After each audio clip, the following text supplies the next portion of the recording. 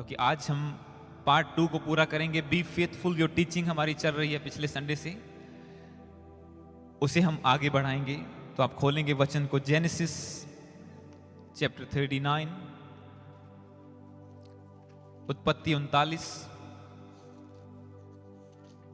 Genesis 39। Fact कम करो इसका थोड़ा सा।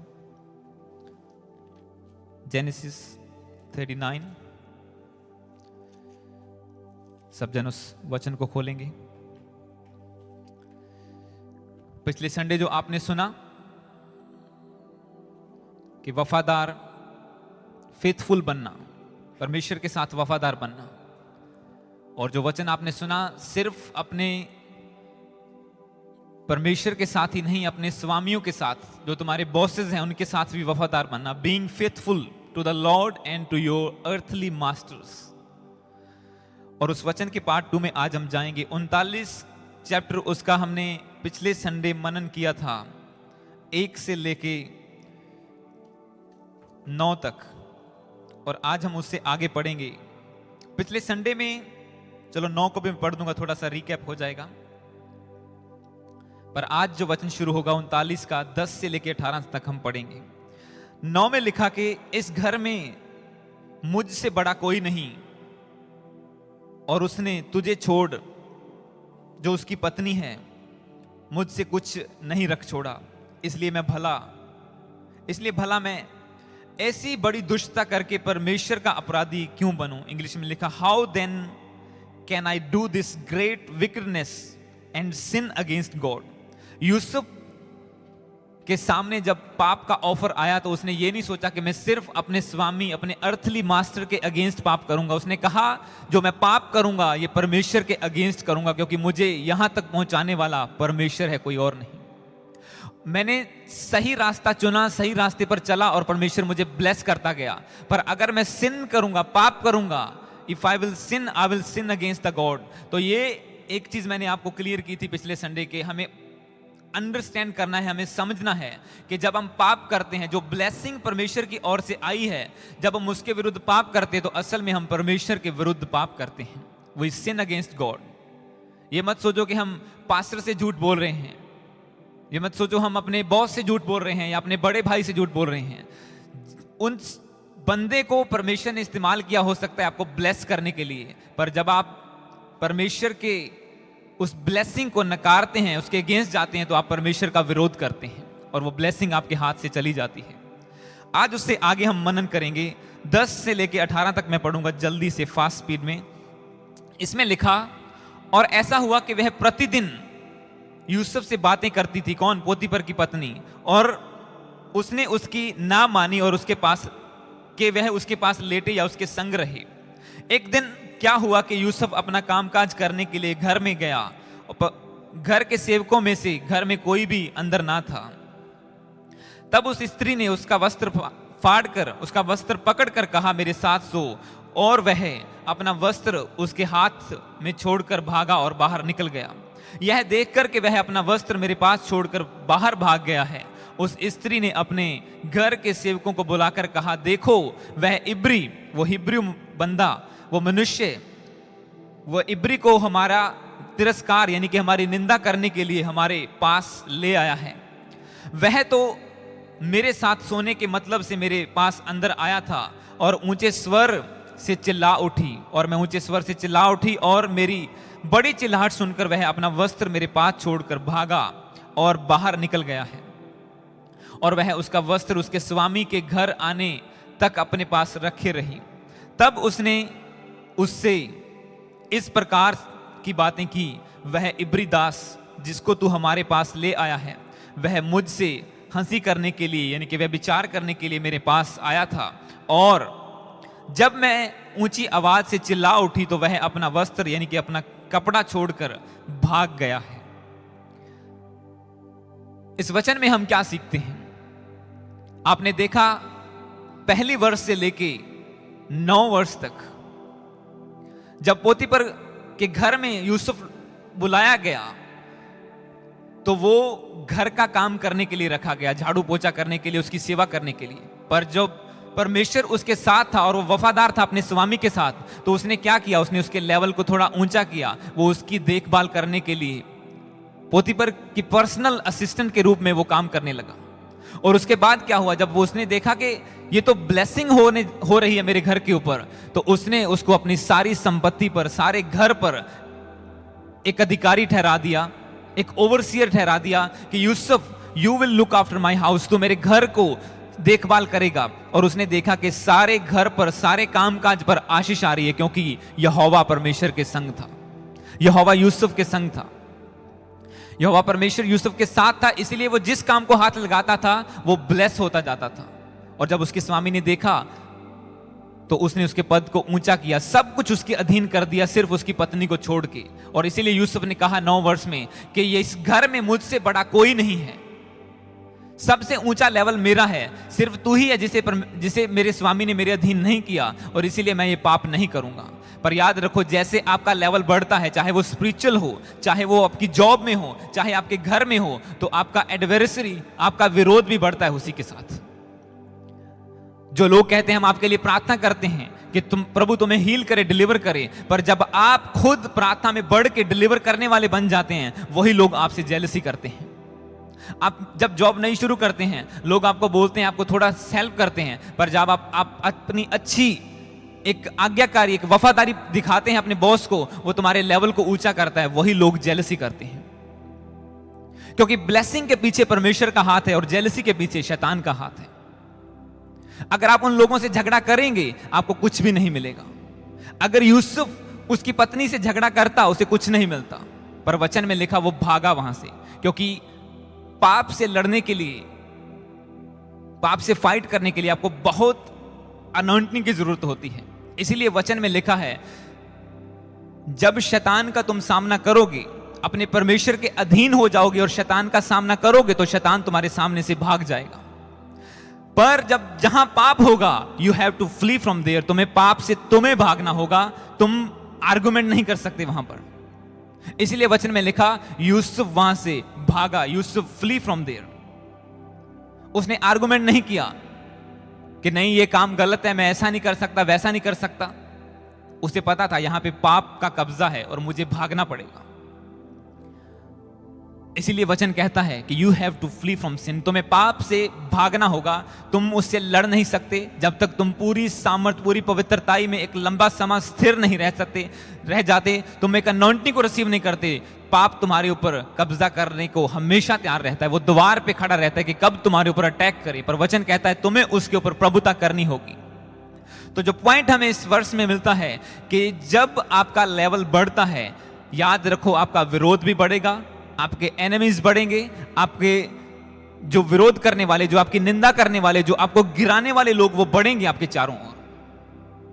पर वचन कहता है तुझे पाप पर प्रभुता करनी होगी। जब जेनेसिस को पढ़ते हैं तो you have to rule over sin, ऐसा वचन कहता है। और जैसे ही यूसुफ वहां से भागा तो उसका स्वामी उसके घर में आया वापस, और उसकी पत्नी ने उसे सुनाया झूठी बात, जबकि व्यभिचार वो करना चाहती थी। उसने कहा कि हाँ वो मेरे साथ व्यभिचार करना चाहता था, पर वो भाग गया जैसे मैं चिल्ला उठी। जब हम 19 से लेके 23 तक पढ़ते हैं,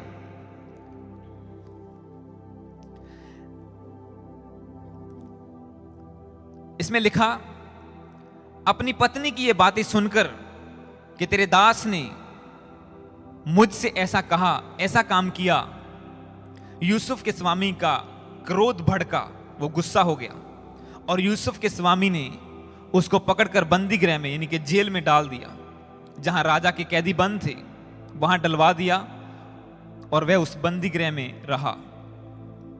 पर यहोवा यूसुफ के संग था, परमेश्वर यूसुफ के संग था, और उस पर करुणा की, और बंदी गृह के दरोगा की अनुग्रह की दृष्टि उस पर हुई। इसलिए बंदी गृह के दरोगा ने उन सब बंदियों को जो कारागार में थे, जो उस जेल में थे, यूसुफ के हाथ में सौंप दिया, और जो जो काम वे वहां करते थे वह उसी की आज्ञा से होता था। यूसुफ के वश में जो कुछ था उसमें से बंदी गृह के दरोगा को कोई भी वस्तु देखनी नहीं पड़ती थी, क्योंकि यहोवा यूसुफ के साथ था और जो कुछ वह करता था यहोवा उसको उसमें सफलता देता था। हालेलुया। जब आप परमेश्वर के साथ वफादारी का जीवन बिताते हैं, when you are faithful to the lord, तो सिचुएशन मायने नहीं करती, डजंट मैटर क्या सिचुएशन है। कई बार लोग सोचते हैं कि नहीं, मैं अगर ऐसा, मेरे पास इतने पैसे होते तो मैं जरूर टाइथ बोता, या मेरे पास इतने घंटे बाकी हफ्ते काम मिल जाता तो मैं संडे की छुट्टी करके जरूर चर्च जाता। एक्सक्यूजेस, बहाने बनाते हैं लोग। पर वचन कहता है कि सिचुएशन कोई भी हो, परमेश्वर आपको ब्लेस कर सकता है। वो गुलामी में था, झाड़ू पोछे लगाने वाला, परमेश्वर उसके साथ था क्योंकि वो उसके साथ वफादार था। उसने सिन नहीं किया, उसने पाप नहीं किया, उसने व्यभिचार नहीं किया, और परमेश्वर ने उसे ब्लेस करता रहा और वो आगे बढ़ता गया। पर उसके साथ उसका विरोध बढ़ा, रानी उसकी स्वामिनी उसके अगेंस्ट हो गई, जेल में चला गया। जेल में भी परमेश्वर उसके साथ था। आप सोचो, उसके पास 100% चांस था कंप्लेंट करने का कि परमेश्वर क्या फायदा हुआ मेरी पवित्रताई का, क्या फायदा हुआ मैं तेरे साथ साथ चला, मैंने कंप्लेंट नहीं की, मैं तेरे साथ चलता रहा, क्या फायदा हुआ उसका, मैं तो जेल में पड़ा हूं। देख, तो कहा था मैं राजा बनूंगा, कंप्लेंट नहीं की, वफादारी से चलता रहा, और जेल में भी परमेश्वर ने उसे ब्लेस किया। और 23 में लिखा, यूसुफ के वश में जो कुछ था उसमें से बंदी गृह के दरोगा को कुछ भी देखना नहीं पड़ता था, क्योंकि यहोवा यूसुफ के साथ था, और जो कुछ वह करता था यहोवा उसमें उसको सफलता देता था। And what ever he did the Lord made it succeed. कहां पे? जेल में, बंदी गृह में। और हम खुलेआम फिरते हैं और हम कहते हैं कि परमेश्वर हमें ब्लेस नहीं करता। प्रभु कहां है तू? मेरी ब्लेसिंग रुकी हुई है, मेरी प्रार्थना का उत्तर दे परमेश्वर, तू कहां है? तू क्यों नहीं सुनता मेरी प्रार्थना को?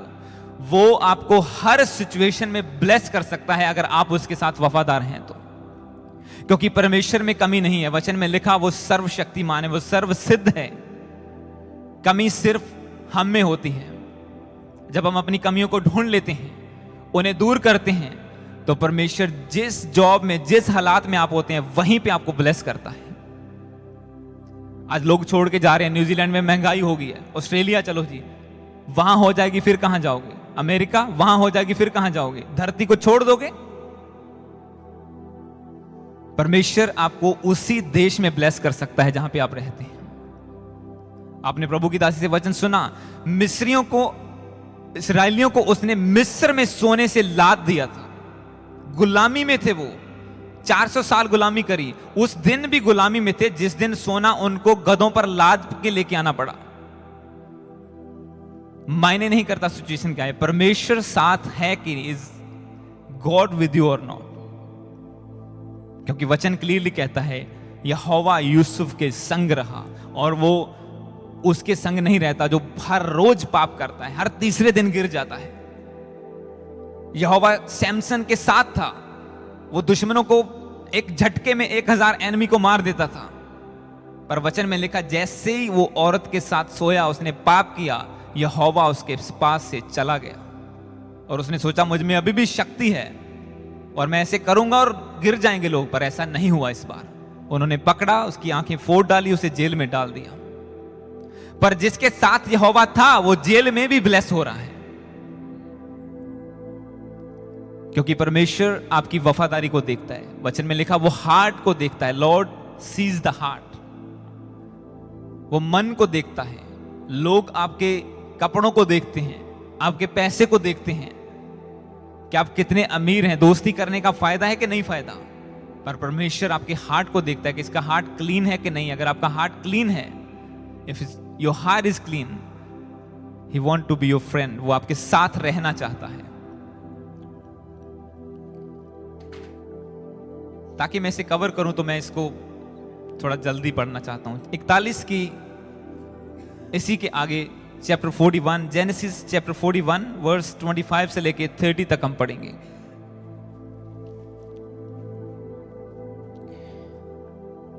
क्योंकि मैं मेन पॉइंट पे पहुंचना चाहता हूं जल्दी। 41 उसका 25 से लेके 30 तक हम पढ़ेंगे। जेनेसिस चैप्टर 41 उत्पत्ति उसका 41 उसकी 25 से लेके। जब यूसुफ ने फिरौन से कहा, फिरौन का स्वप्न यह है, परमेश्वर जो काम करना चाहता है उसको उसने फिरौन पर प्रकट किया है। वे 7 अच्छी अच्छी गायें, 7 वर्ष हैं, और 7 अच्छी अच्छी बालें भी 7 वर्ष हैं। स्वप्न एक ही है। फिर उनके पीछे जो दुर्बल और कुड़ोल गायें निकली, और जो 7 सूशी और पुरवाई मुरझाई हुई बालें निकली, वे अकाल के 7 वर्ष होंगे। यह वही बात है जो मैं फिरौन से कह चुका हूं कि परमेश्वर जो काम करना चाहता है उसे उसने फिरौन को दिखाया है। सुन, सारे मिस्र में 7 वर्ष तो बहुतायत की फसल होगी, उसके बाद 7 वर्ष अकाल के आएंगे, और सारे मिस्र देश में लोग इस सारी उपज को भूल जाएंगे, और अकाल से देश का नाश होगा। मैं 25 को इंग्लिश में पढ़ूंगा। इसमें लिखा, Then Joseph said to Pharaoh, The dreams of Pharaoh are one. God has revealed to Pharaoh what he is about to do. आपको हैरानी नहीं होती ये वचन पढ़ के जब आप पढ़ते हैं? परमेश्वर फेरो से बात कर रहा है, जो मूर्ति पूजा करने वाला, जो दुष्ट बंदा है। परमेश्वर उसको स्वप्न विजन दिखा रहा है, जो बंदा दुष्ट है, जो मूर्ति पूजक है, जो देश पाप से भरा हुआ है, मूर्तियों से भरा हुआ है। गॉड उससे बात कर रहा है, पर इसके पीछे एक रीजन है। रीजन यह है कि यूसुफ उस देश में रहता था, वो फेरो के साथ काम करता था। जब वो पोतीफर के घर में था तो उसने पोतीफर को भी ब्लेस किया, उसके घराने को ब्लेस किया, ताकि वो यूसुफ को ब्लेस कर सके। अब परमेश्वर देश के राजा को विजन दिखा रहा है, जो विकट राजा है, इसलिए ताकि वो उसके द्वारा इजरायलियों को बचा सके। क्योंकि इजरायलियों का मिस्र में जाना प्रोफेटिकली था। वे लिखा था, परमेश्वर ने अब्राहम से कहा था कि तेरा वंश गुलामी में रहेगा 400 साल तक। यह प्रोफेटिकली आना ही था, उसने इजरायलियों ने गुलामी में आना था, पर परमेश्वर उन्हें भूखे मरने नहीं दे सकता था। इसीलिए परमेश्वर ने मिस्र के राजा से बात की, उसे विजन दिखाया, और यूसुफ ने उसका हल बताया कि इसका रिजल्ट, इसका मीनिंग यह है कि जो तूने सपना देखा है उसका मतलब है कि 7 साल अकाल पड़ेगा, 7 साल फसल होगी, फिर अकाल पड़ेगा, तो तुझे इसकी तैयारी करनी है। आप जब आपको परमेश्वर ने ब्लेस करना होता है, मैं आपको क्या बताना चाहता हूं, तो परमेश्वर किसी को भी इस्तेमाल कर सकता है। आप सोचते हैं यार ये बंदे से मुझे क्या फायदा होगा, ये तो हमेशा मेरे अगेंस्ट बोलता रहता है। मिस्रियों और इजरायलियों का कोई मेल मिलाप नहीं है, अंधेरे और रोशनी का कोई मेल मिलाप नहीं, वचन कहता है। पर फिर भी परमेश्वर ने मिस्रियों को इस्तेमाल किया इजरायलियों को बचाने के लिए। 7 साल अकाल में उन्हें उनके वहां से खाना मिला। आप सोचो, अगर परमेश्वर उसे विजन ना देता, उससे बात ना करता, अगर यूसुफ से सीधी बात करता, तो कौन उसकी बात मानता? कोई मानता, क्योंकि वो तो जेल में था, वो जेल में था, उसकी कोई बात ना मानता। ये जो वचन आप पढ़ रहे हैं 25, जब आप 14 को पढ़ते हैं तो वो यूसुफ जेल से बुलाया गया था, उसके सामने प्रेजेंट किया गया था इसी चैप्टर में। कोई यूसुफ की बात ना मानता अगर परमेश्वर डायरेक्ट उसे विजन देता तो, पर परमेश्वर चाहता था कि यूसुफ भी ब्लेस हो, वो बचा रहे, मरे ना, और उसके लोग भी ब्लेस हों।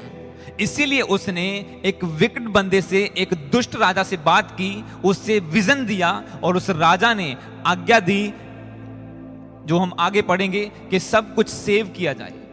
और उसके पास यूसुफ को बुलाया गया, और यूसुफ ने बताया कि ये है। क्योंकि परमेश्वर जब आपको ब्लेस करने पे आए, जैसे आपने वचन को सुना प्रभु की दासी से, कि परमेश्वर कहता कि अब मैंने इजरायलियों की दुहाई दी और मैंने ठान लिया कि मैं इन्हें ब्लेस करूंगा, इन्हें डिलीवर करूंगा। जब परमेश्वर, जब खुद गॉड आपके साथ है, आपको ब्लेस करना चाहता है, then nothing can work against you. उसका वचन कहता है कोई हथियार बना नहीं जो तेरे खिलाफ सफल हो जाएगा। No weapon will prosper against you. क्योंकि परमेश्वर ने उससे बात की, उसे दिखाया, उसे फूड अरेंज करने के लिए एडवांस में बता दिया। और दूसरी ओर मैं आपको हमारा टॉपिक क्या है कि वफादारी परमेश्वर के साथ।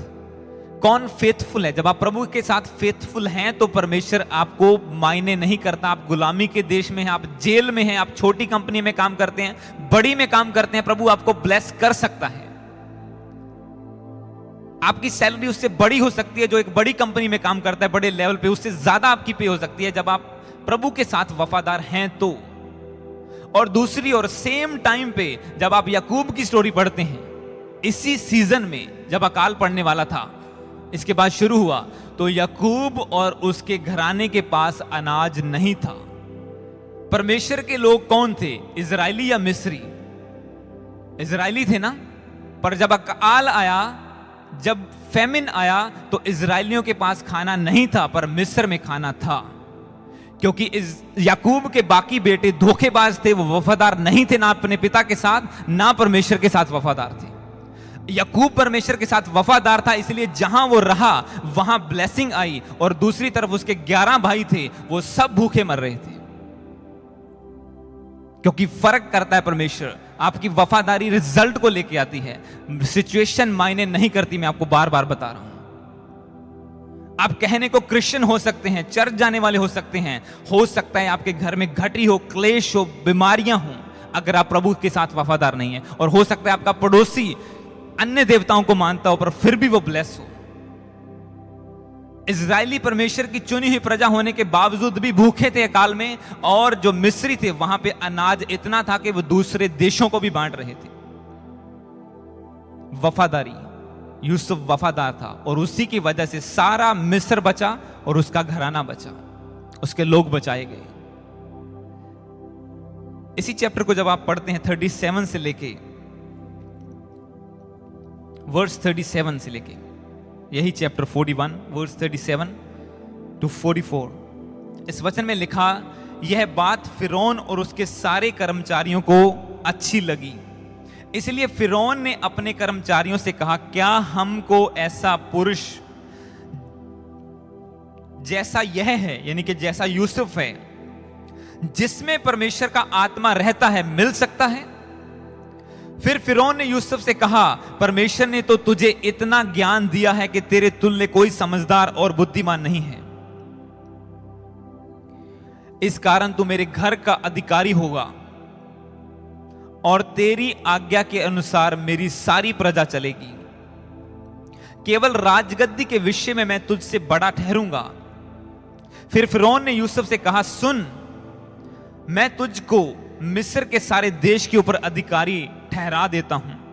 तब फिरौन ने अपने हाथ की अंगूठी, जो अथॉरिटी वाली थी, निकाल के यूसुफ के हाथ में पहना दी, और उसको बढ़िया मलमल के वस्त्र पहना दिए, और उसके गले में सोने की जंजीर डाल दी, और उसको अपने दूसरे रथ पर चढ़वाया। और लोग उसके आगे आगे यह प्रचार करते और घुटने टेक कर दंडवत प्रचार करते चले कि घुटने टेक कर दंडवत करो। और उसने उसको मिस्र के सारे देश के ऊपर प्रधानमंत्री ठहराया। फिर फिरौन ने यूसुफ से कहा, फिरौन तो मैं हूं, पर सारे मिस्र देश में कोई भी तेरी आज्ञा के बिना हाथ पांव ना हिलाएगा। हालेलुया। आप सोचो, वही बंदा जो कुछ साल पहले खड्डे में गिरा दिया गया था, बेच दिया गया था, गुलामी में रहा, झाड़ू पोछा किया, इल्जाम लगे, जेल में चला गया। आपको एक पॉइंट सिमिलर इसमें क्या मिलता है? जब यूसुफ गुलामी में था, पोतीफर के घर में आया, तो उसने भी उसे अपने सारे घर का अधिकारी ठहरा दिया था। उसने कहा, you have authority all over my property and my house hold. तेरे पास अधिकार है सारी संपत्ति के ऊपर, सारे घराने के ऊपर। तुझसे बड़ा कोई नहीं होगा मेरे घर में, मेरी प्रॉपर्टी के ऊपर। वो पोतीफर कौन था? वो एक कैप्टन था, फेरो के नीचे एक कैप्टन था, एक आर्मी का। पर जब आप इस वचन को पढ़ते हो तो फेरो सारे मिस्र का राजा था। अब वो यूसुफ से कह रहा है कि आज के बाद तू मेरे घर की सारी रखवाली करेगा, तू मेरी प्रॉपर्टी की, बल्कि मेरे सारे देश की सारी प्रजा के ऊपर तू अधिकारी होगा। पर बीच में आया क्या? बीच में जेल आई, बीच में सजा आई, बिना पाप के, बिना किसी कारण के।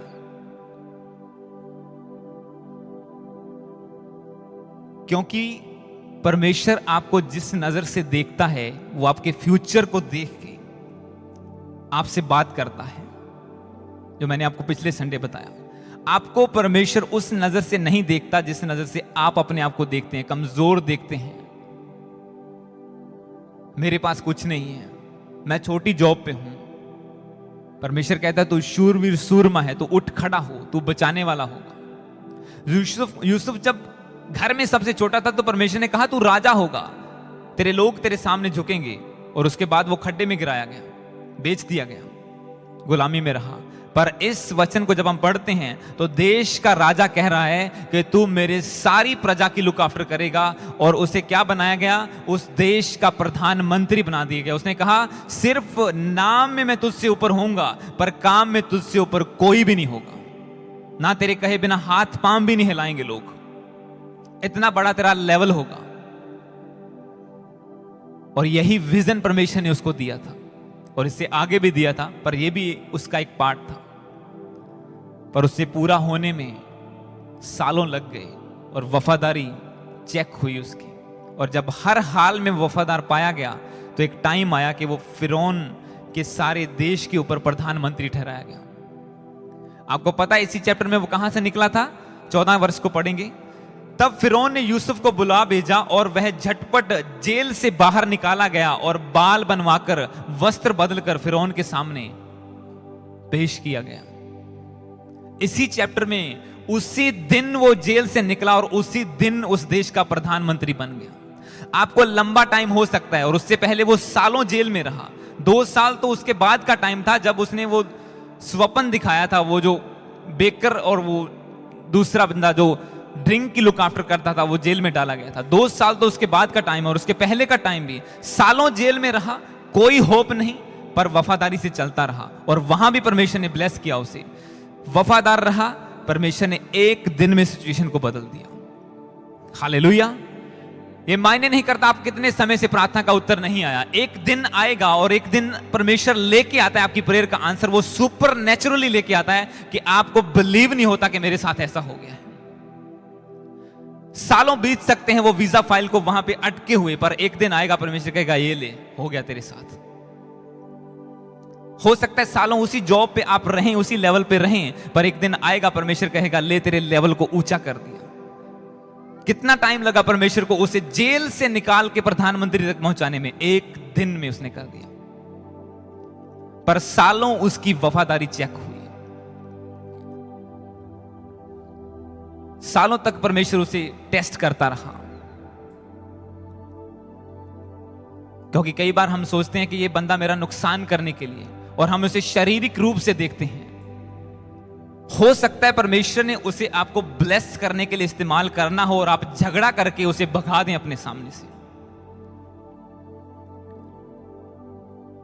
वो झगड़ा कर सकता था पोतीपर से कि यार मैंने ऐसा काम नहीं किया, ये मेरे ऊपर झूठा इल्जाम है, पर वो चुपचाप जेल में चला गया। फाइट नहीं की उसने। उसे पता था परमेश्वर मेरे साथ है, वो मेरी हालात को बदल देगा एक दिन। इसी बात पे वो बिलीव करता रहा और एक दिन वहां पे पहुंच गया। आप हमेशा मेरी जॉब की टेस्टिमनी को सुनते हैं। आपने सुना कि मेरी सैलरी कैसे बढ़ी 3-3 बार एक साल में, कैसे परमेश्वर ने बढ़ाया। पर वो ऐसे नहीं हुआ कि बस मैंने बीज बोया और गया और सबसे एकदम से हो गया।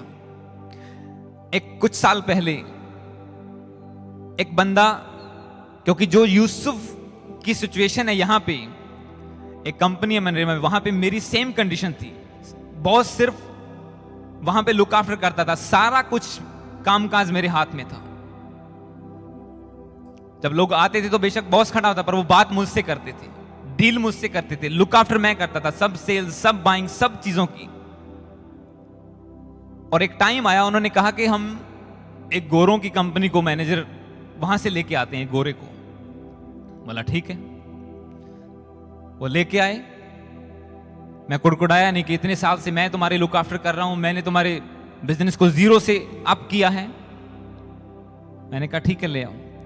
ले आए, और मुझे पता नहीं था उसकी वेजेस मुझसे काफी अप थी। क्योंकि किसी कंपनी से जब आपको बंदे को लेके आना होता है तो आपको हाईएस्ट वेजेस ऑफर करनी पड़ती है। और जैसे ही उसे लाए, कुछ टाइम बीता, वो मेरे अगेंस्ट बोलने लगा, उनके कान भरने लगा। और बॉस मेरे खिलाफ कई बार बोलते कि तूने ऐसा किया वैसा किया। मैं चुप था और मेरे साथ वाले कहते थे कि तू सच्चा है, हम जानते हैं, हम तेरे साथ बैठते हैं, काम करते हैं, पर तू क्यों इस बंदे के अगेंस्ट नहीं बोलता। मैं बोला नहीं, परमेश्वर है बोलने वाला, मुझे लड़ने की कोई जरूरत नहीं। मैं कभी उससे झगड़ा नहीं किया, पर उसने 20 बार मेरे अगेंस्ट बोला और झगड़ा भी किया। एक दिन मेरे बॉस 3 भाई थे, बड़े भाई ने झगड़ा करके मेरे टीम के एक मेंबर को निकाल दिया कि जा घरे भाग जा, उसने कुछ गलती की थी और वो चला गया। मैंने कहा तूने क्यों भगाया?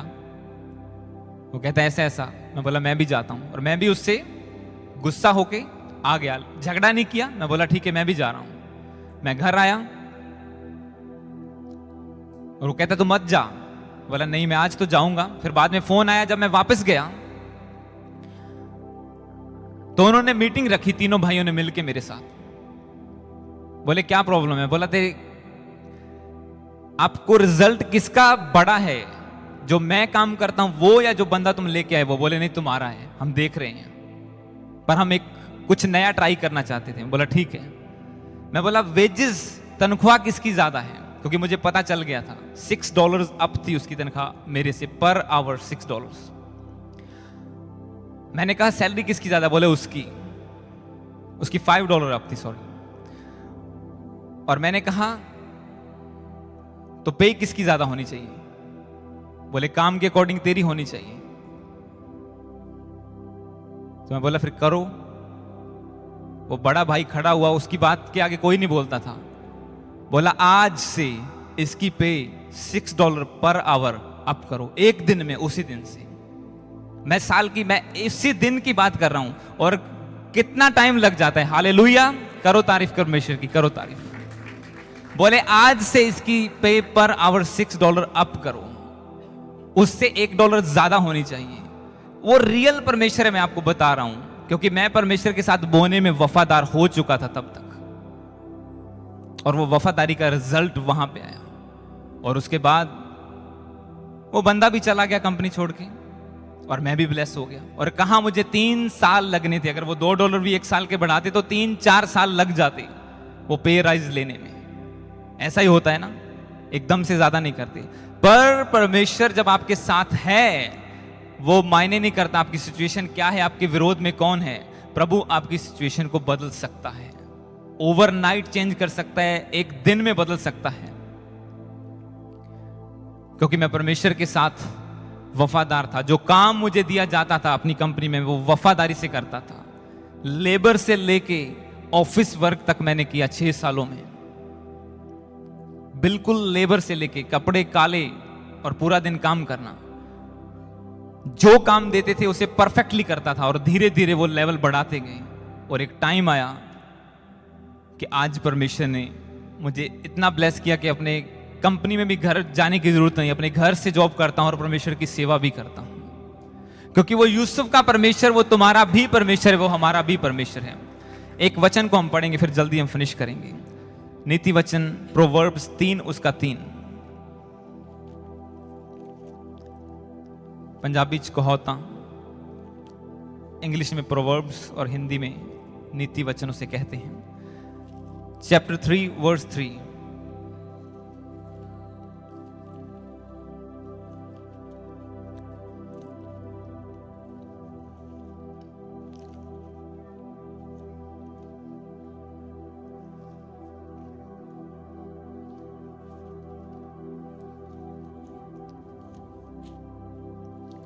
इस वचन में लिखा है, नीति वचन 3 उसकी 3 में, कृपा और सच्चाई तुझसे अलग ना होने पाए, वरन उसे अपने गले का हार बना लेना, उसे अपने हृदय की पट्टियों पर लिखना, तो तू परमेश्वर और मनुष्य दोनों का अनुग्रह पाएगा। इंग्लिश में लिखा कि let not mercy and faithfulness forsake you, bind them around your neck, write them on the tablet of your heart, so you will find favour in the site of God and man, कि तू परमेश्वर और मनुष्य दोनों का अनुग्रह पाएगा। कई बार आपको सिर्फ इंसानों की सिफारिश से काम नहीं चलता, आपको परमेश्वर का भी फेवर चाहिए होता है, परमेश्वर की इंटरवेंशन चाहिए होती है उस काम में, चाहे वो वीजा फाइल हो, चाहे कुछ भी हो। आपने मेरी वाइफ के वीजा की टेस्टिमनी को सुना है कि लॉयर्स फेल हो गए 3 टाइम, पर जब परमेश्वर का हाथ आया तो वो वीजा अप्रूव हो चुका था। क्योंकि वचन कहता है अगर तू वफादार होगा, if you will be faithful you will receive favour from God and favour from man, तो परमेश्वर और मनुष्य दोनों का अनुग्रह पाएगा, वचन कहता है। और यूसुफ के ऊपर क्या था? जब बार बार हम वचनों को पढ़ते हैं, he found favor in the sight of his master, परमेश्वर उसके साथ था, इसीलिए उसके स्वामी का अनुग्रह उसके ऊपर हुआ। कहां? पोतीपर के घर में। दरोगा का अनुग्रह उसके ऊपर हुआ, कहां? जेल में। फेरो का अनुग्रह उसके ऊपर हुआ, उसने उसे प्रधानमंत्री बना दिया, कहां? सारे मिस्र देश में। क्योंकि जब आपके ऊपर फेवर आता है, आपको फाइट करने की जरूरत नहीं है इंसानों के साथ, परमेश्वर आपकी फाइट को करता है और वो ओवरनाइट आपकी सिचुएशन को बदल देता है। मैं आपको फिर कहता हूं,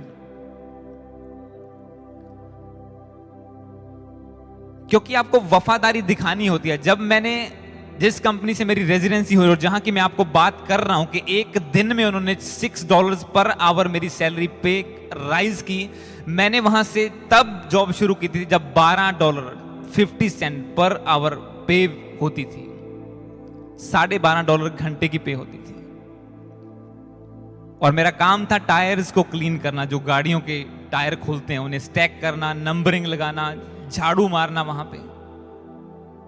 और जब मैंने सब अरेंजमेंट किया तो वो खुश हुए, वो कहते कि तूने अच्छा काम किया है। फिर गाड़ियों के पार्ट्स खोलने में, रैकिंग करने में मेरी जॉब गई, मैं वहां पे रैकिंग करने लगा, कंटेनर फिल करने लगे। थोड़ा सा आसान हुआ पर वो भी डिफिकल्ट था काम, लेबर करने लगा।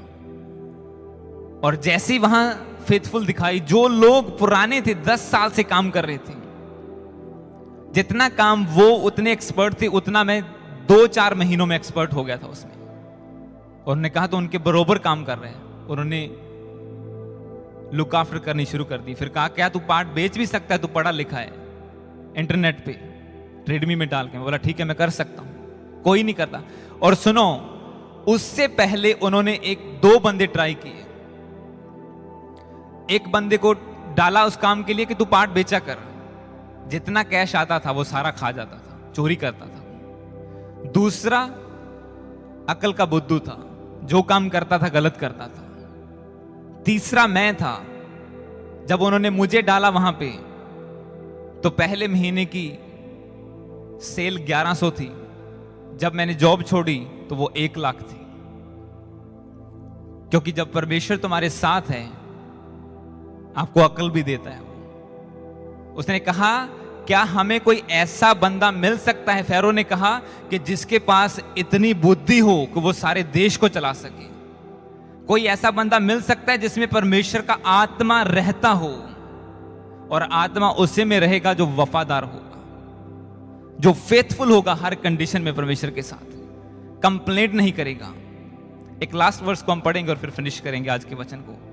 मुझे पता था ये लंबा होगा, पर भजन संहिता 105, Psalms 105 वर्स 16 से लेके 22 तक। भजन संहिता 105 उसका 16 से लेके 22 तक। पंजाबी जबूर ਉਹਦਾ 105 ਉਹਦਾ 16 तो लेके 22 तक आप पढ़ांगे। इसे मैं हिंदी और इंग्लिश दोनों में पढ़ूंगा। हिंदी में लिखा, ये इसमें आपको यूसुफ की सारी स्टोरी मिल जाएगी। भजन संहिता 105 उसकी 16 से पढ़ूंगा। इसमें लिखा, फिर उसने उस देश में अकाल भेजा और अन्न के सारे आधार को दूर कर दिया। उसने यूसुफ नामक एक पुरुष को उनसे पहले भेजा था, जो दास होने के लिए बेचा गया। लोगों ने उसके पैरों में बेड़ियां डालकर उसे दुख दिया और उसे लोहे की सांकलों से जकड़ा, और वो लोहे की सांकलों से जकड़ा गया। जब तक कि उसकी बात पूरी नहीं हुई तब तक यहोवा का वचन उसे कसौटी पर कसता रहा। तब राजा ने दूत भेजकर उसे निकलवा लिया और देश देश के लोगों के स्वामी ने उसके बंधन खुलवाए और उसको अपने भवन का प्रधान और अपनी पूरी संपत्ति का अधिकारी ठहराया कि वह उसके हाकिमों को अपनी इच्छा के अनुसार कैद करे और पुरनियों को ज्ञान सिखाए। इंग्लिश में लिखा 19 में, until what he had said came to pass, the word of God tested him। किसको? यूसुफ को। जो यूसुफ प्रॉब्लम से गुजर रहा था, ये पाप की वजह से नहीं थी।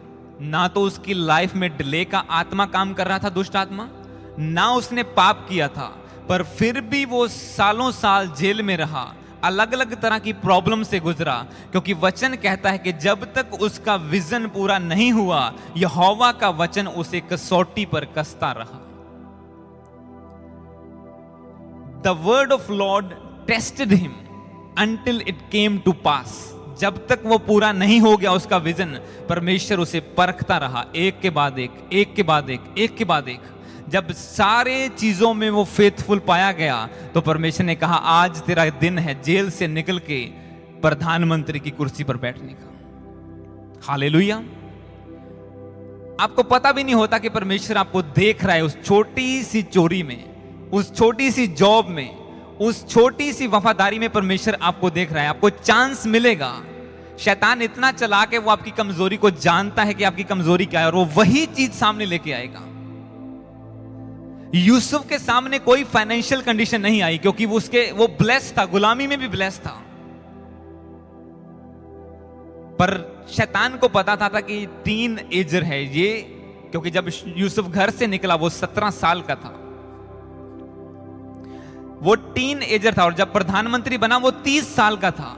13 साल उसकी परख हुई और उसके बाद 30 साल की उम्र में वो प्रधानमंत्री बना। पर वो 17 साल की उम्र में जब गुलामी में पहुंचाया गया तो शैतान को पता था इसे कोई लालच नहीं है, ये झगड़ा नहीं करता, ये चोरी नहीं करता, पैसे का लालच नहीं है, ये यंग है, मैं इसके सामने लड़की भेजता हूं, और वो भी जो खुद ऑफर करे। पर उसने डिनाई किया कि मैं परमेश्वर के विरुद्ध पाप नहीं करूंगा, और रिजल्ट क्या आया? आप सोचो क्या हालत होगी उस औरत की जिसने उस पर इल्जाम लगाया था, जिस दिन वो प्रधानमंत्री की कुर्सी पर बैठा होगा उसी के सामने। क्या हालत होती है उन लोगों की जो आपको गालियां निकालते हैं, तूने धर्म बदल लिया, तूने ये कर लिया, वो कर लिया, और जब एक दिन वो खुद प्रार्थना करवाने के लिए आते हैं। 2-3 हफ्ते पहले मेरा एक दोस्त मेरे पास आया, कहता मुझे प्रार्थना करवानी है। घर में आया, बोला क्या हुआ? बोला जब वो मेरे साथ कॉलेज में पढ़ता था, बोला जब हम इकट्ठे पढ़ते थे हम एक से थे, आज तू कहां पे है? मेरी लाइफ उजड़ गई है, मेरी मैरिज 6 महीने में ब्रेक हो गई, मेरी हालत स्टूडेंट से भी बदतर है, मेरे पास इतने भी पैसे नहीं है, अपना घर नहीं है, मेरे पास कुछ नहीं है, मैं अकेला हूं, मुझे प्रेयर चाहिए। बोला आजा, और घर में उसके लिए प्रार्थना की गई। वही लोग आपके पास आते हैं जब आप परमेश्वर के साथ वफादार रहते हैं, आपका लेवल बढ़ता है। अगर आपने पाप किया तो फिर वही आपका मजाक उड़ाते हैं, देखा क्रिश्चियन बन गया, बड़ा चर्च गया था, अब देखो क्या है। तो परमेश्वर आपको ब्लेस तो करना चाहता है, पर अगर आप वफादार नहीं हैं वो भी कुछ नहीं करेगा। फिर याकूब के 11 पुत्र वफादार नहीं थे, इसलिए वो भूखे मरने की नौबत आ गई थी। एक वफादार था, उसकी वजह से सारा देश बचाया गया। और इजरायली 70 जन थे जब वहां पे गए, और उनकी गिनती बढ़ी, और आज तक वो मौजूद हैं, वो जाति खत्म नहीं हुई, सिर्फ एक यूसुफ की वजह से, वरना वो भूखे मर जाते। Hallelujah, God bless you. सब जन अपनी जगह पे खड़े होंगे। परमेश्वर आपको ब्लेस करे आज के वर्ड के द्वारा।